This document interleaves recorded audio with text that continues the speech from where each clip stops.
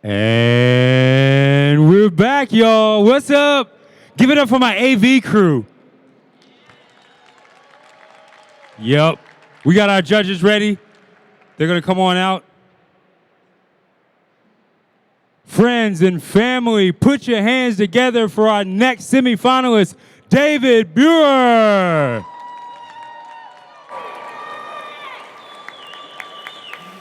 Keep it going, keep it going, keep it going, keep it going, keep it going, keep it going. Hi. Hi. Testing. Check. That works. Wonderful. Are y'all situated, comfy, good? Yep. It's on me now, I guess. That's how that goes. All right. Let's go ahead and start. Hello, everyone. Today, I want to share a story with you about quality through relationships. And to begin, I'm about to tell you a little bit about the coffee. It's a coffee from Sidama, but the northeasternmost corner in a township called Bensa. This coffee was grown at 2,300 meters in elevation on average, and it was processed at a station called Hamasho. The Hamasho station is it's a wash process coffee, and it's primarily a single botanical variety designated Sidamos 74518. This coffee won 8th place in the last Cup of Excellence auction in Ethiopia. Not only did it win 8th place, it was the only washed coffee in the entire top 30. This is the best washed coffee in Ethiopia. And I'm gonna go ahead and prepare some signature espressos for you, and we'll talk about it a little bit more.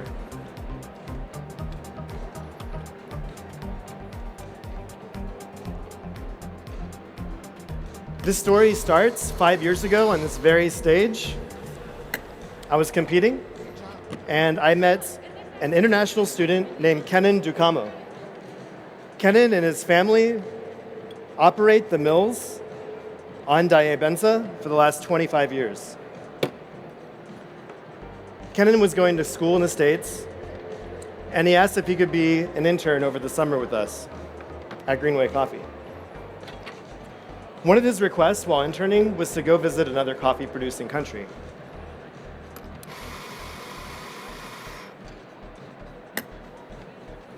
I happily obliged and took Kenan to go visit our producer partners in Antigua, Guatemala, Los Volcanes Coffee. Los Volcanes is operated by Josue Morales. Josue has a processing station in an adjoining farm called Esperanza, and I ended up taking Kenan there.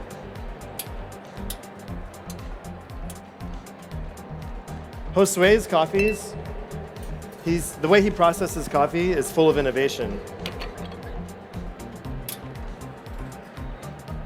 One of the things that he does at Esperanza is a thing that he's dubbed dry fermentation. He takes the coffee, just like you would normally in a wash process, and demucilages it, but he saves the water, and he instead brings the fermentation tanks, he keeps them dry. Instead of water, he uses warm air that he encloses in an environment to ferment the coffee.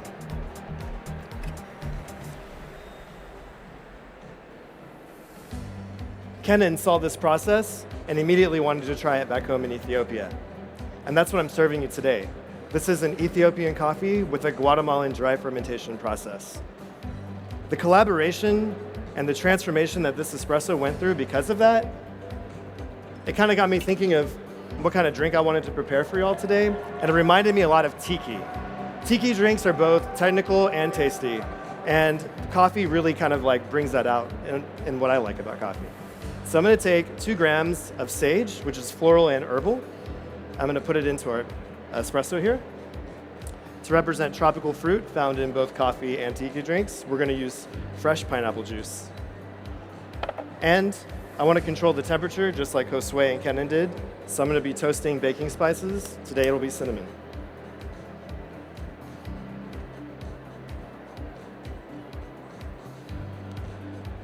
We'll do 2 of those.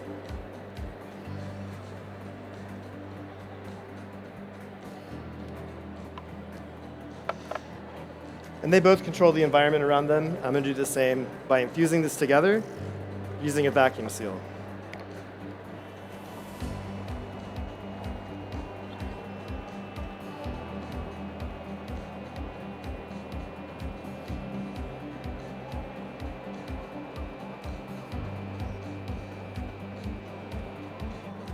Boom. All right, we're gonna set this aside and let the vacuum do its work, and I'll be right back with your espressos next.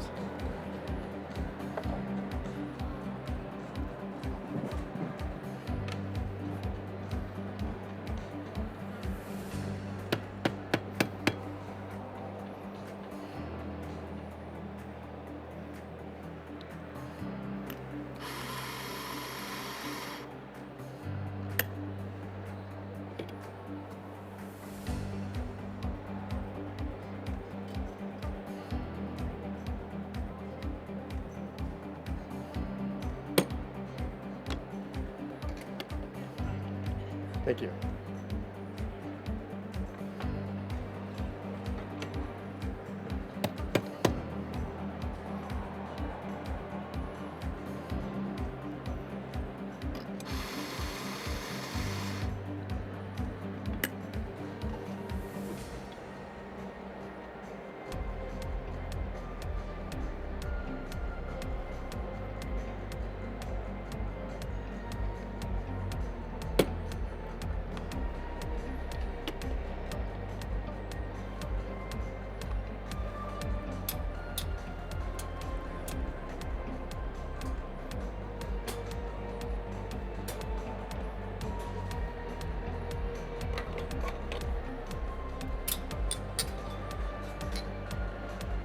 It was no mistake that I took Kenan to visit Josue.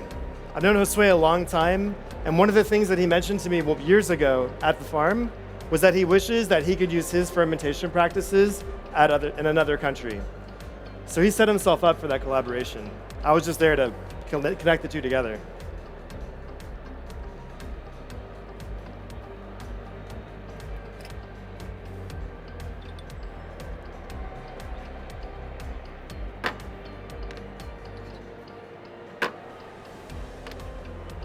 All right, so here's our first taste of that collaboration. The dry fermentation is going to transform some of those aromas and flavors that we typically think of in Ethiopian coffees. The floral is transformed into an almond aroma, and if you'll just hold off before you taste these, and I'll let you know when it's time. One other thing on that same note, the spoons in front of you, the first one is for this espresso, and the second one is for the last course, and you can deposit them right into the glass votif. In the aroma, it's going to be almond. Think marzipan, kind of like an almond pastry. In the flavor, there's going to be mandarin orange, apricot, and a 60% dark chocolate. The mouthfeel and tactile is going to be medium plus and round, and that 60% dark chocolate lingering finish is going to be in the mouthfeel as well as the flavor. Go ahead and stir it up, and please enjoy. Come on, family. Show David some love. Come on.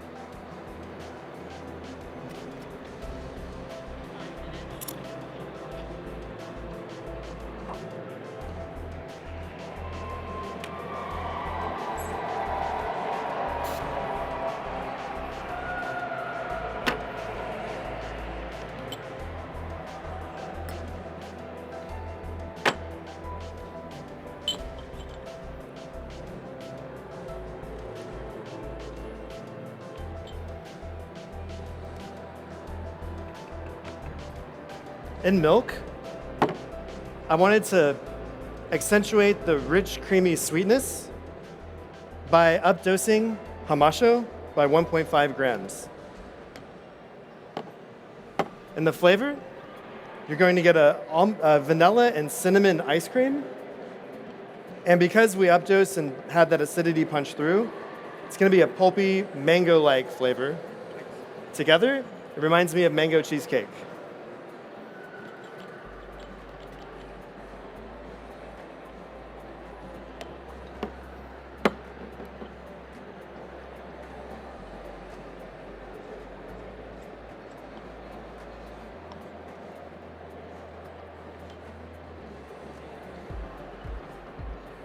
Okay.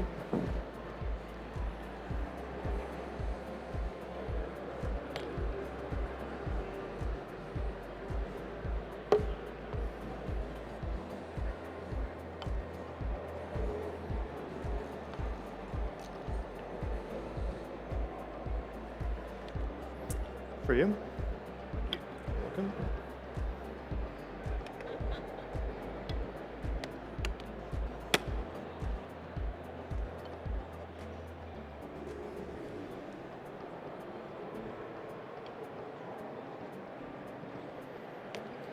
And here you are.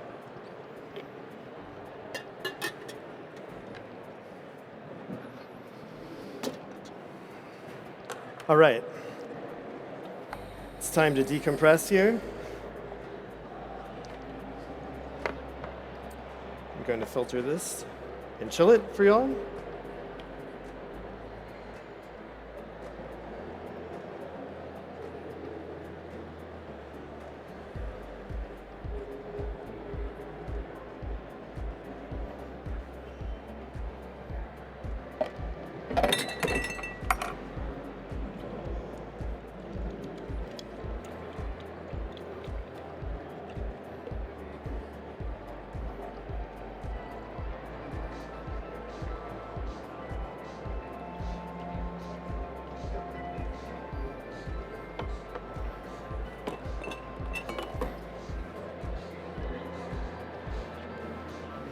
Okay, it's tiki time.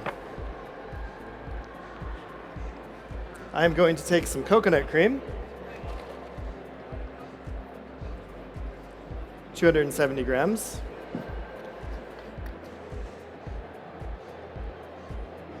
and combine it with a guava orgeat that I've made beforehand using fresh guava puree, 2 parts, 1 part sugar, and a little bit of almond oil.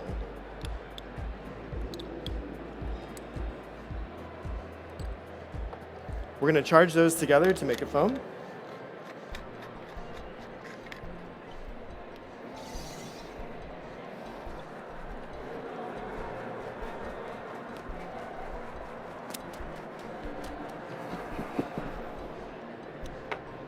The hamasho, when infused with those fundamentals of tiki, is now our spirit.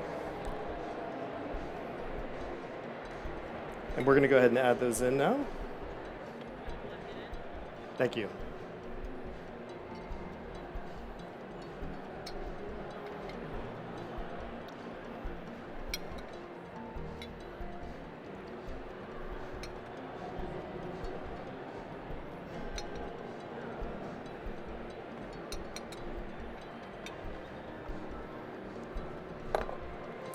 And we're going to combine it with the guava foam to make a tiki campana. When you drink these, please stir just a couple of times and be sure to get some of the guava orgeat foam and the spirit, the tiki spirit hamasho together. These flavors are going to transform this drink from what we experienced in our tasting notes to new tropical fruit flavors. Think lime without lime, orange, strawberry, and passion fruit. I really thank y'all for this time to share my quality through these relationships that I've gathered over these years with Kenan and Josue and the Hamasho Cup of Excellence number 8. Thank you. Time. Give it up, David Buehrer, Greenway Coffee, Houston, Texas. Come on over here, David. to me. Great job. Dude. Awesome. Thank you. That was really impressive, man. Thank you. Everything looked great. Did you feel good? Yeah, I felt good. Yeah? Yeah. You want to thank anyone out there? I got to thank, I don't know, you may know him, Kyle Ramage. He helped me out a lot. And I got to tell you a quick story, too. There was a former Barista champion who told me how old he was when he won the USBC, and it really inspired me. I have a story of my own. Let me share this. So after I won in 2016, this guy reached out and was like, hey, come on down and train with us. So I went to Houston. David hosted me at Greenway at his house. His staff, Twiz is in the audience. Like they brushed up on my tech scores, my latte art scores, because my latte art is horrible. And I really appreciate that. So it was really great to return the favor and have you in North Carolina. For sure. And thank you to my whole staff and everyone involved, and the Ducamos and Josue Morales at Los Volcanes. Ducamos are right there. So I really appreciate y'all coming and watching and supporting. It's awesome. So we didn't have a lot of time to prepare for competition this year. No, it's quick. And you've done it before. So what did you change about the preparation? Can you share some of that with folks? I wanted to be more natural this time. And I think that structured to natural is what I would describe it as. So I definitely wanted it to be authentic. That was the most important part. And I wanted to do something that was both hard to pull off, but also really fun and delicious. So and I love the story of how Ethiopian coffees made it to this side of the world, and now we have processing on this side of the world that makes it back to the origin, and that's really impressive. And it's a success story with the Cup of Excellence, so I think that all ties together really well. Well, good luck. Dude, thank you. Hope to see you tomorrow. Give it up one more time, David Buehrer. Yo, if you're thirsty, we got the Roaster Village right behind you. Got plenty of coffee. Roaster Village over here. Make sure you hydrate. Drink that water, y'all. Peace. Sponsors. It takes intention, passion, and excellence to set a hospitality experience apart from so many others. That's what we care most about doing. My name is Andrea Allen. I'm co-founder and operator of Onyx Coffee Lab, and I'm the 2020 U.S. Barista Champion. U.S. Barista Champion, Andrea Allen, Onyx Coffee Lab, Rogers, Arkansas. A high-quality experience creates ripples through the entire industry. We want to push everyone forward by being the absolute best we can be. Whether at Onyx or in competition, we don't really leave any details unconsidered. We incorporate Barista Series in our drinks as a standard because it's the best, because being intentional about our ingredients demonstrates care for our community. All these small choices make real change.